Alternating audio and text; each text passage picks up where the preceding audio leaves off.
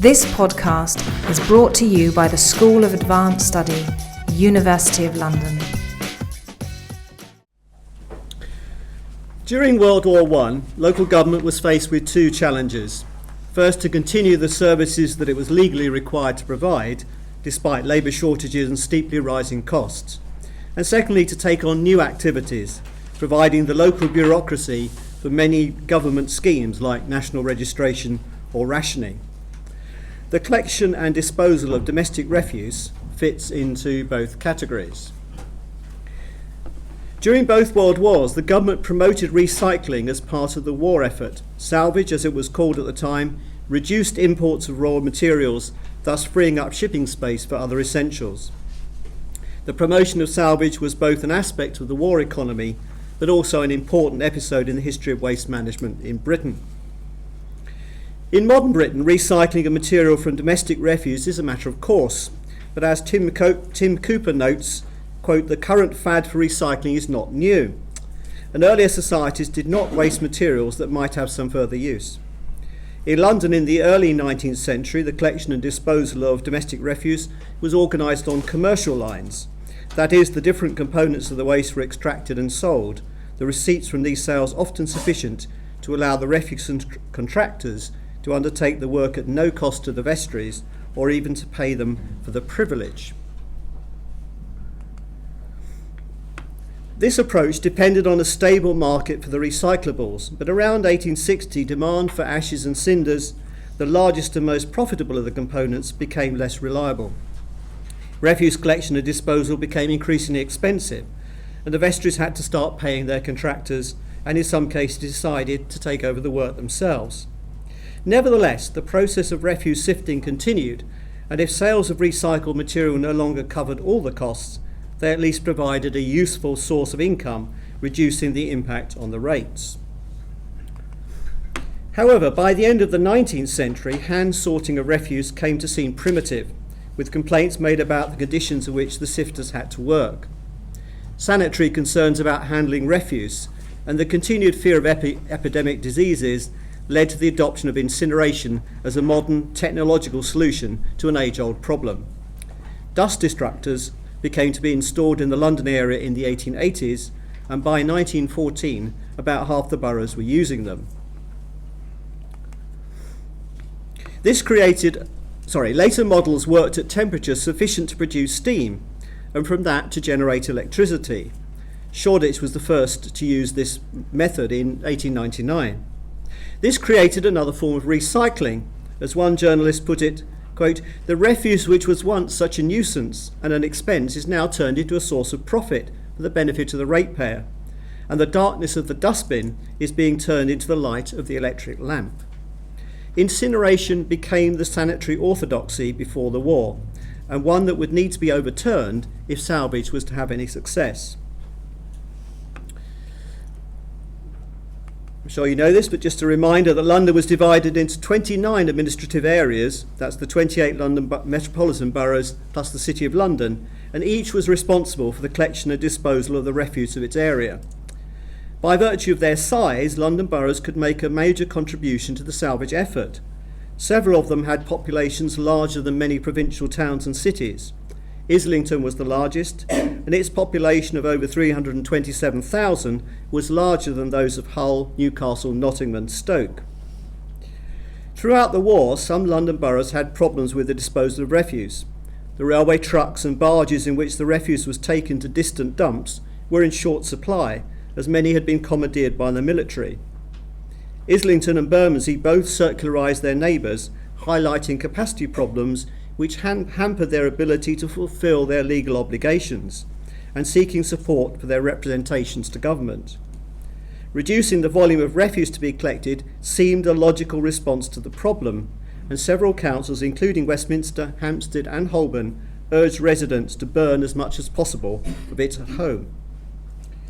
During the war, the government set up bodies to ensure the supply of specific commodities and to regulate their usage. Paper was one such, and by the end of 1915 it was felt necessary to restrict the imports of paper-making materials and to urge economy in its use. A Royal Commission on Paper rationed distribution and encouraged the repulping of waste paper. As well as working with industry bodies, it made direct appeals through the newspapers in the spring of 1916, urging restraint in the use of stationery in the home, encouraging businesses to turn out old account books, ledgers and the like, and asking local authorities to make arrangements with paper merchants and salvage paper from the refuse. Some boroughs had sold waste paper in the pre-war period, but Westminster had no such arrangements since charities and commercial firms had made house-to-house collections. These, however, had ceased at the beginning of the war, again for want of transport. Initially, the council determined to take no action, but both Westminster and the City of London soon started receiving approaches from paper merchants offering to buy paper from them. Since a higher price could be got for clean paper, firms were often willing to supply councils with sacks in which householders could put their paper, provided the dustman would collect it. On this basis, Westminster partnered with Bowater, whilst the city accepted an offer from Philip Mills and Company, which had also pitched for several other London councils' business. Holborn made arrangements with its refuse contractor, by which he agreed not to destroy the paper or cardboard he collected, but sell it, bearing the additional costs of sorting it, but keeping the receipts. Several boroughs were successful in these paper collections. Kensington made £1,000 from the sale of 1 year's collection. Finsbury and St Marylebone each made £500, but the most successful was, I think, the City of London. In the first 9 months of 1917, the city sold 684 tonnes of paper, making a substantial profit of £1,600. Prices for many waste materials were rising, but councils could not always take advantage of them.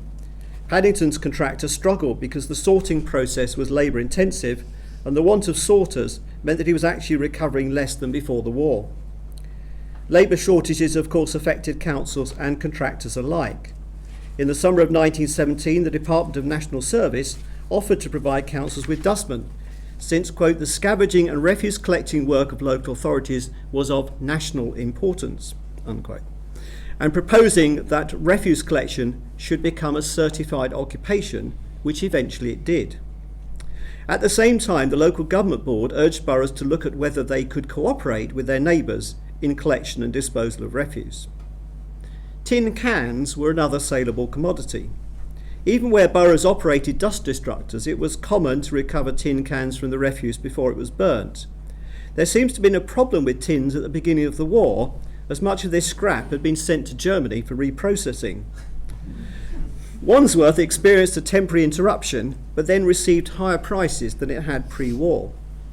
In the middle of the war, it was apparent that wartime conditions were making it economically viable to consider collecting a whole range of waste materials. Percy Bulnoy, writing for his fellow professionals, suggested, quote, when we consider the value of the materials that find their way into the dustbin, it seems to be grievously uneconomical to burn them or throw them away. The present price of old paper, rags, bones, bottles, tins, and especially in some districts, pieces of unburned coal, make it all the more important that such valuable waste products should be recovered. There are thousands of householders who would willingly separate the bottles, rags and papers if they only knew what to do with them. However, it was only in 1918 that the government launched a national salvage drive on the home front, following difficult conditions in 1917, with shipping losses caused by submarine warfare and with the priority given to food, munitions and troop movements. Even certain foods began to be scarce, and there were queues in parts of London, prompting the government to control many foodstuffs and eventually to introduce rationing. In launching a civilian salvage campaign, the War Cabinet drew on the experience of the army in salvaging material from the battlefields. Early in the war, the military started to recover discarded material and developed a network of depots to handle many different items of equipment, ranging from damaged ordnance, shell and rifle cartridges to clothing and boots. An American journalist rather ghoulishly suggested that battlefield salvage was so thorough that only the dead remain where they fall, they alone are unsalvageable. Salvage was a major activity within the army, with the departmental structure controlled in London by the Salvage Board. Parts of the operation were run on largely commercial lines, employing staff with civilian expertise and through a trading company, Army Waste Products Limited. The National Salvage Council was established in January 1918 to, quote, deal with all classes of waste products in civil life. It included representatives from the Board of Agriculture, the Ministries of Food and Munitions, and the local government board, as well as the military. A National Salvage Department was located at Caxton House in Tothill Street, but administratively it formed part of the War Office. David Curry, a mining engineer and businessman, was appointed the Director General of National Salvage, and Jessie Dawes, the cleansing superintendent at Keighley Council, became the manager of civil salvage in the new department. In an interview, Curry explained how the National Salvage Drive would work. I quote, "The collection of waste materials is already a duty of local authorities, and the recovery of waste materials is an important trade, or rather a series of trades closely adapted to local conditions all over the country. Briefly, the task of the National Salvage Council is to stimulate the efforts of the former and to guide the energies of the latter into channels that will best and immediately serve the national need." The council operated in two ways: by propaganda aimed at householders on the importance of avoiding waste and identifying particular materials that were in demand, and by working with local authorities to ensure that components of the refuse were reused wherever possible.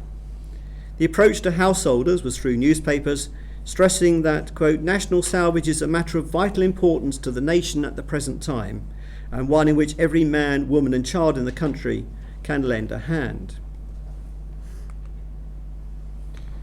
The appeal to local authorities centred on the contribution they could make to the war effort at the same time as benefiting themselves in a form of enlightened self-interest. The council sent out circulars via the agency of the local government board, printed on conspicuously small sheets of paper, and a questionnaire seeking information on current methods of refuse disposal and salvage. It convened regional conferences in the spring of 1918, where practical advice could be sought from advisors such as Jessie Dawes. Local authorities were encouraged to collect a wide range of materials, including bones and grease, which were needed to make glycerine for munitions.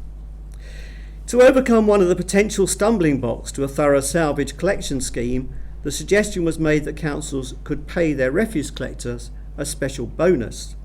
This was an approach that a number of councils adopted. During the course of 1918, East Ham collected recyclables that were sold for £534. The dustmen were given 50% of the net receipts, amounting to £202, shared between 28 men. That's just over £7 a head, the equivalent of about 3 weeks' wages. Finsbury's employees were offered a commission of 25% of current selling prices for waste materials, except paper, for which they received a bonus of 2 shillings a hundredweight. Now, it's not clear how enthusiastically councils became involved with the salvage drive or how successful they were at it. The National Salvage Council's own records do not seem to survive. Some boroughs regularly report the weight and value of collections, but for others there are only isolated references in council minutes. Some boroughs were clearly active. In May 1918, St Marylebone staff discussed with the National Salvage Council's mechanical engineer the purchase of a fan for extracting paper and a hot air dryer for vegetable waste. Councils continued to receive offers from commercial concerns to buy salvage materials like cans. St Marylebone reported a contract with a London firm to take tin cans and the proposal to install a hydraulic press to flatten them. As well as its generalised appeal for salvage, the National Salvage Council made specific requests for a number of items during 1918. For jam jars, so that the soft fruit harvest would not go to waste. For unwanted books that could be sent to the troops. Householders were encouraged to turn out their lumber rooms for pots and pans, old bicycle tyres and pieces of hose, and old boots. Nutshells and fruit stones were sought for an unspecified special war purpose, later identified to be to make the charcoal for military gas masks. The destination for these stones and shells was Southend Gasworks, and the National Salvage Council helpfully provided address labels by which means the post office delivered the parcels free of charge. Sorry, I've got these in the wrong order. I do apologise. That's the labels. In November, the appeal was for waste rubber, which the War Office guaranteed to purchase. Saving food waste to feed pigs was part of a bigger campaign to restrict food imports by greater domestic production. There were three aspects to this programme. First, the encouragement of municipal piggeries. Second, the relaxation of the controls which prevented the keeping of pigs in densely populated areas. And the third was the systematic collection of food waste for conversion into pig food. Municipal piggeries were established by some councils, the largest of which was probably at the Metropolitan Cattle Market in Islington, owned by the City of London, which was said to have 1,000 pigs. The city solicited food waste from other boroughs, and Westminster, which of course collected from Covent Garden Market, agreed to contribute. Not all boroughs could do this. Battersea argued it could not, quote, having regard to the congested character of the borough. The National Salvage Council also appealed for meat and fish condemned by health inspectors as unfit for human consumption, and which would probably have been burnt. By the terms of the Damaged Foodstuffs Order of 1918, boroughs were now legally required not to destroy such material, but release it to plants that could reprocess it to provide oils, animal feedstuffs and fertiliser. As the shortage of coal continued into the autumn of 1918, cinders, which made up 25% of the refuse, were in demand, since it was asserted that nationally the amount in the rubbish had a calorific potential equivalent to over 2 million tonnes of coal. When cleansing superintendents gathered for their annual conference in Stockport in 1918, salvage was the chief topic of debate. In October, the Borough of Hackney advertised a specific post for a refuse salvage officer. In December, the National Salvage Council mounted an exhibition as part of the Savoy Fair showing waste materials and the use to which they would put. But of course, by the time this exhibition took place, hostilities had ended. There was a great sense of expectation that salvage regimes would continue and that the days of reliance on the dust destructor might be numbered.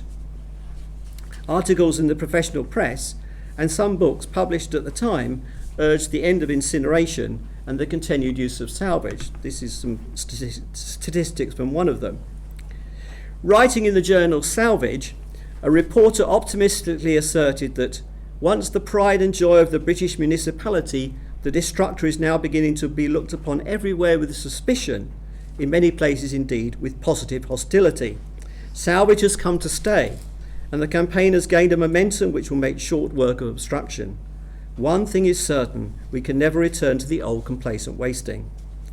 However, this proved to be wishful thinking, and this refuse revolution had not been really embedded.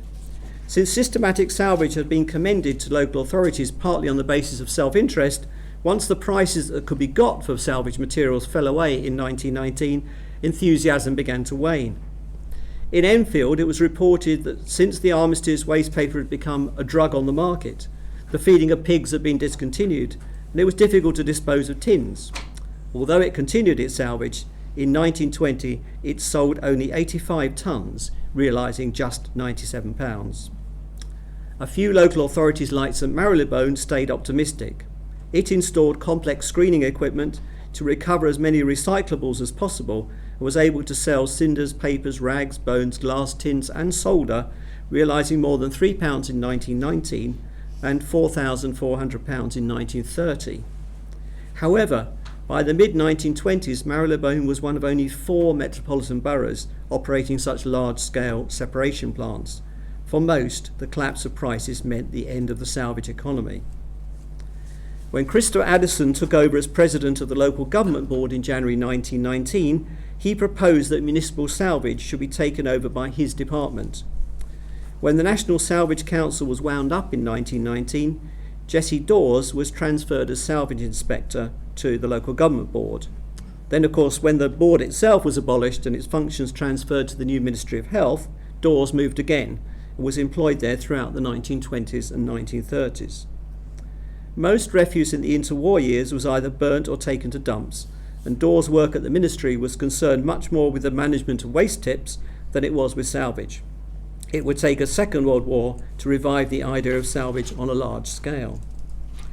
As Tim Cooper again suggests, quote, it was only in the unique economic conditions of wartime that salvage flourished, and cleansing professionals were unable to overturn the cultural attitudes to waste that they themselves had helped to shape before 1914.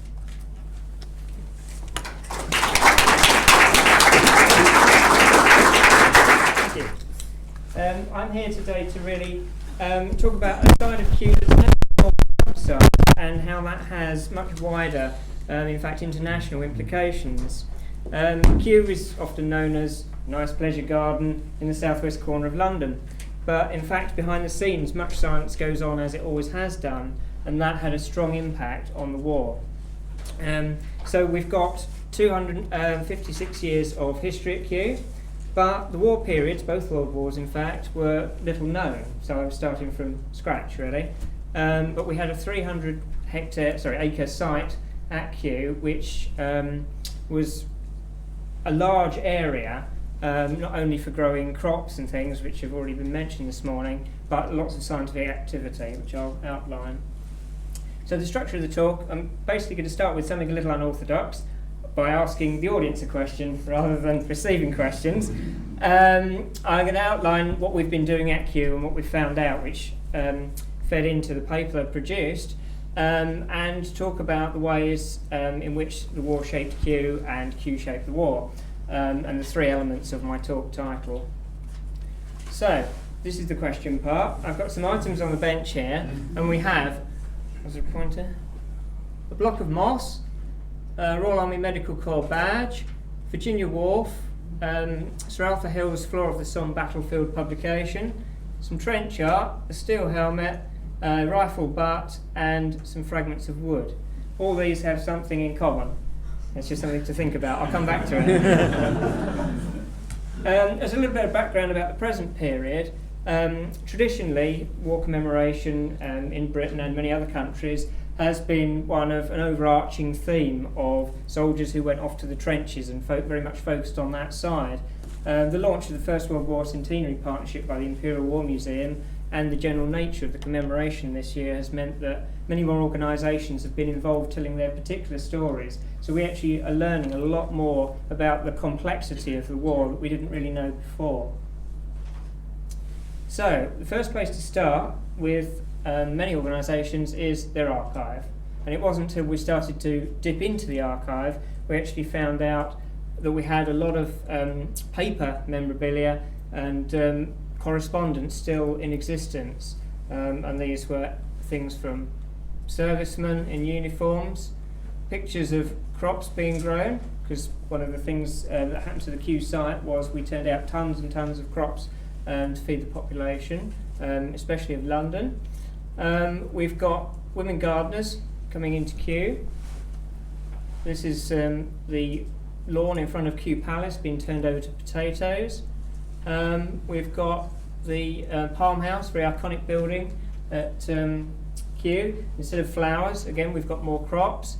We've got notes about devices falling through ceilings. And this was just initial paper archive.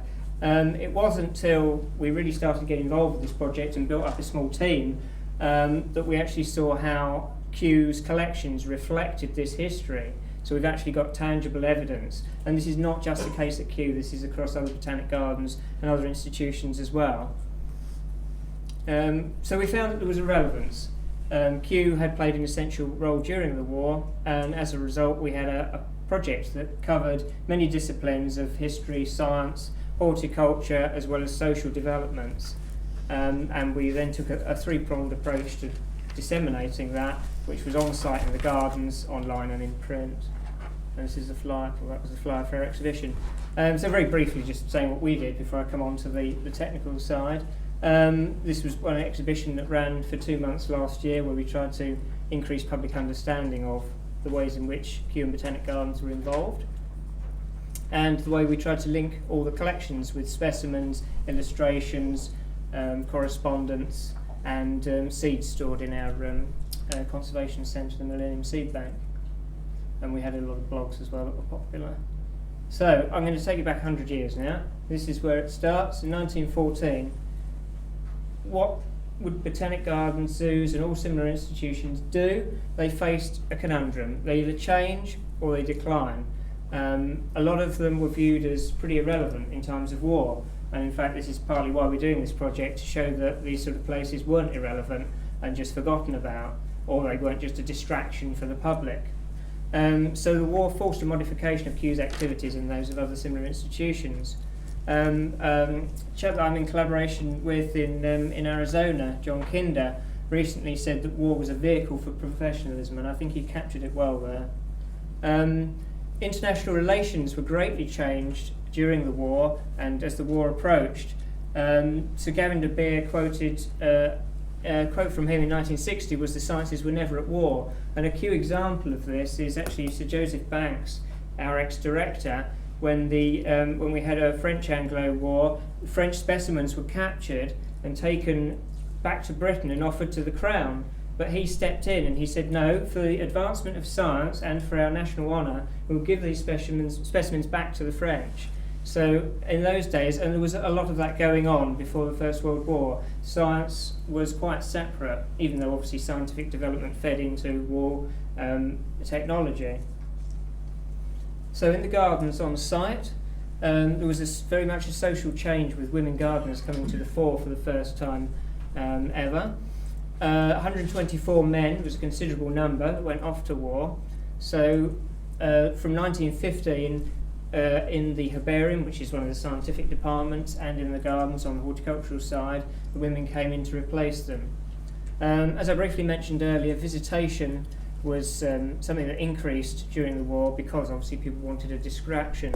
But it dropped in 1916, and various explanations have been offered for that, but the reality of it is that the charge, 1 penny charge, came in the gardens, and so it just dropped off and then took quite a while to peak again. The planting was turned over to crops, so we were not only providing advice in scientific work, but we were also providing food for the war effort, especially from 1917 with submarine action increasing.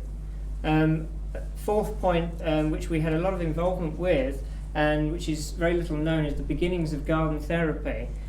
Shell shock had become a known side effect of the war, and horticultural and garden therapy, as it became known, was just beginning to develop at this time. And Kew was one of the sites where we now know that soldiers were recuperating. So the sites at Kew can be divided up into several categories. We provided authentication for materials that were used on the war effort. We have some rope here that was captured from a German trench mortar. This had been used to haul it. It was sent into Kew, and our experts told them that it wasn't traditional rope, it was actually made from the bast fibres of a particular pine. So that we saw that the Germans were using substitutes, and then we learned from that as much as they were probably doing the same the other side. So we were inspecting materials that were handed to us, and these were experts that remained on site at Kew due to either their expertise or age. As I say, 124 men left. We were authenticating medicinal plants because for the war effort, a lot of the traditional remedies and pharmaceutical sources, a lot of them being Austrian and German sourced, dried up, so medicinal plants were being used much more. Analysis of various materials. We have materials here from fabric of aircraft, woods used to make gunpowder. These are British samples, but we wanted to check whether they were the right materials being used, whether they were going to be robust enough, whether they were going to create the right charcoal. Lots of the shipping had been disrupted, and various things were arriving in the UK and being used as substitutes, but they weren't always the best products to be used, so Kew was advising on that, as well as suggesting other potential new substitutes. On the crop side of things, not only were we aiding cultivation and advising on new cultivation techniques, but also suggesting new crops. There's one here that suggested also taking in, we were very allied to the Ministry of Agriculture, and we were taking in suggestions from them. This is the yaccoon of South America, which was actually not a good crop because we don't have long enough growing seasons, but numerous ideas were suggested even by the general public, and we would accept those at Kew, investigate them and see whether they were potential new crops. And we also set up the plant pathogen laboratory during the war to cope with the need for improving what we produced within this country, so we weren't having great losses. Another interesting aspect is actually the effects of war on plants. Some of our people who went out in uniform, they didn't stop, as we'll see in some later slides, and botany was in their heart, and they continued to do their research. Arthur Hill, our deputy director, went out to France, and he was very interested in looking at how the turbulence caused to the soil actually had an effect on the seed bank growth and germination, hence why we have poppies today as symbols of remembrance. Boodle and a colleague in our Jodrell laboratory were looking at how shrapnel affected trees and the way that the penetration of the tissues and whether that killed the tree or whether the scar tissue could develop. So it was looking at morphogenesis of plant tissues and things like that. And Major Chip, one of our ex-Kewites who was working at Singapore Botanic Garden and been called back to France, actually looked into the effects of gas on clover and other plants. So it wasn't just affecting the soldiers. And overall, this strengthened our relationship with the ministries in the UK and our overseas collaborators, and we had numerous inquiries, both private and commercial. One of the things I'm particularly interested in is in how we were involved with the airplane manufacturing industry. We have, this is one example in the centre, I don't expect you to read the handwriting, but this is one example from the Royal Flying Corps of a letter that was written in. They'd received materials for manufacturing aircraft, but there was something wrong with them, they didn't know what. They were wondering, is this still okay to use for aircraft? So these sort of life or death, you might think, oh, plants might not make a great deal of difference, but if this was going to make an aircraft that wouldn't withstand the forces against it, no use at all, and people could be killed. And then obviously this has an impact on strategy and the outcomes of battles. So there's a long knock-on effect. So we're in close contact with the AID, the Aeronautical Inspection Department, and various other inquiries throughout the whole process of the manufacture of aircraft.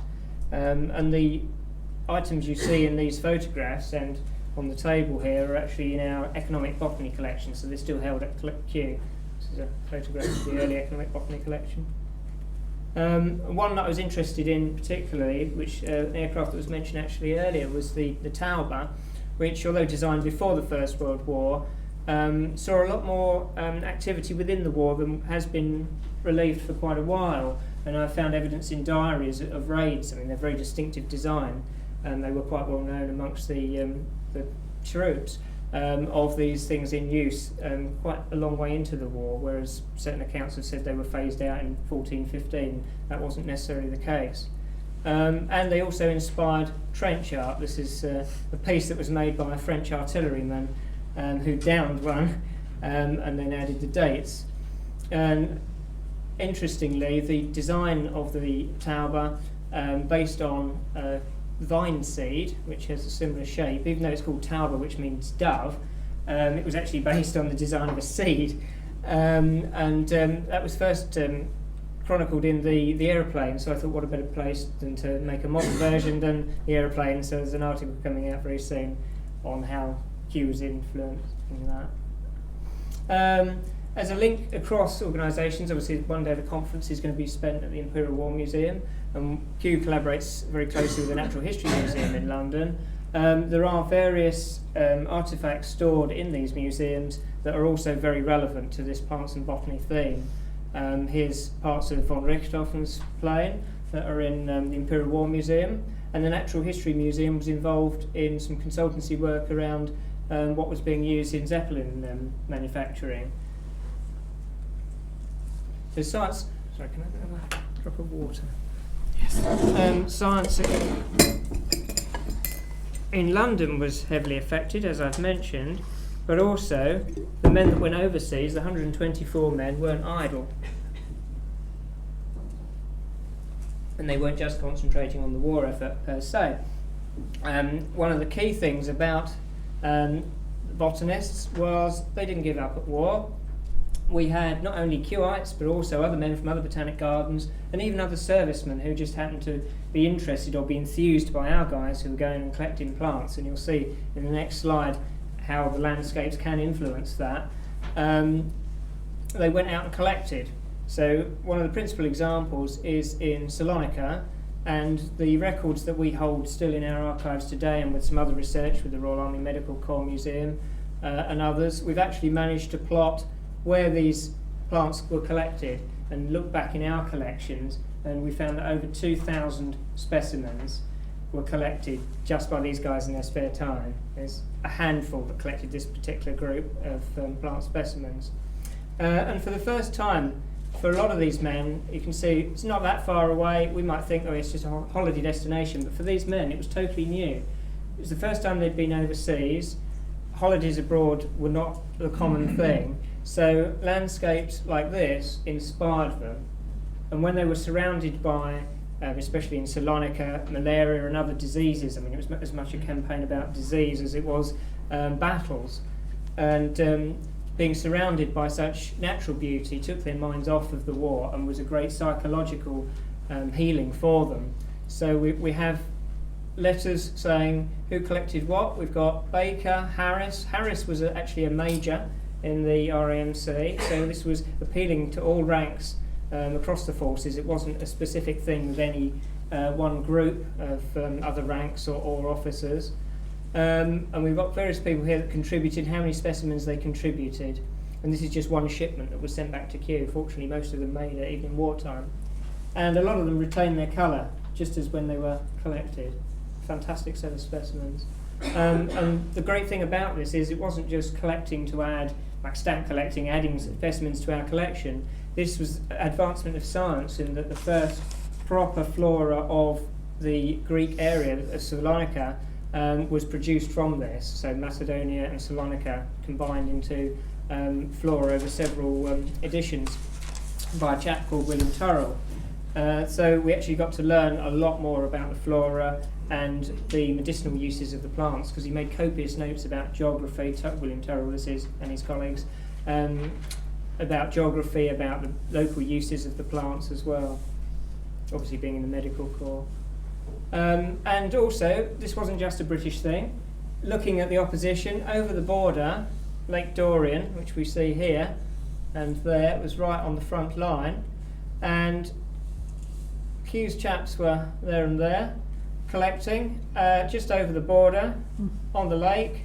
In fact, if you can imagine a little boat sitting here, a chap called Franz Dofflein was collecting plankton and plant specimens in a little boat that he'd managed to commandeer from the German unit stationed nearby, with a little help from his professor, who happened to be the officer commanding. And he went out onto the lake in the dead of night, was accidentally, well, say accidentally, I don't think they knew what they were shooting at, but the British forces on the other side of the lake were shooting at his boat. Had they known it was for scientific endeavour, I don't know whether it would have been a different outcome. Anyway, he escaped into the reeds on this side, and again his exploits were published as a scientific endeavour. And this is the subject of an article that I've just written. If we move on to the horticultural side, again away from Kew, in late 1915, early 1916, Kew was contacted by Sir Fabian Wearn, who was head of what was the Graves Registration Commission, soon to become the Imperial War Graves Commission. And he was asked if he wouldn't mind going over to France, having a look at a few cemeteries that they were starting to develop, so they were recording the war dead and burying them in a formal manner, to see if they couldn't brighten the place up, because obviously people coming to commemorate, remember the war dead, the soldiers and their comrades, as well as the families much later on to the present day, wanted a sort of a serene environment to do so, not just a lot of little wooden crosses in earth. It doesn't have the right, correct environment for this, for the respect that the soldiers deserved. So we advised the War Graves Commission on planting that was suitable to various sites. And it turned out that Hill and his colleagues, who'd been invalided home, so as part of their extended war service, after being taken off the front line, they joined him, and they went round surveying many of the cemeteries in France, Belgium, and later Italy and Salonika and Turkey, to advise on planting with the various soil types and aspects. And what you see today is really the product of that early endeavour. And so what better thing to do in 100 years on than to reinvigorate this collaboration. So we've actually now introduced, with a climate change slant, looking at how the planting has differed over time. You see here it's more or less sown mixes, whereas here it's formal, regimented, heavily managed grass. And with climate change, these sort of things get very parched very easily. The planting may not withstand the management regimes with climate change. So we're now looking with the Wargraves Commission at developing that into the future. So we've got an understanding building of the effects of climate change on various environments at different management levels. We've got education of further horticultural students, and we've set up an international collaboration once again. So there's many different aspects of projects that can be developed from what we've learned looking back on the war historically. And one chap I'll mention in particular is Sidney Cobbold. What we've been trying to do is get in touch with living relatives, and for Sidney we have managed to do so, and so he will be remembered for quite a few more years, and we're working with the Royal Green Jackets Association. He was in the Rifle Brigade, and had a service to 2 crowns effectively, because he was working at the Royal Botanic Gardens and then served and was killed in the First World War.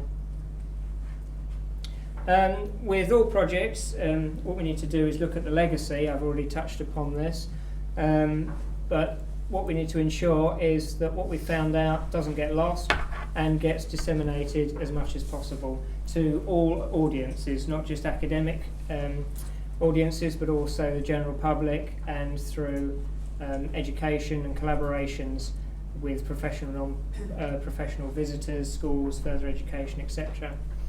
And obviously from that we've got numerous publications and attendance at conferences, and I'll be presenting a rather more botanical focused and international scope of this at the War and Culture Studies Conference in June, really looking at how botany generally affected the war effort and the war effort was dependent on plants.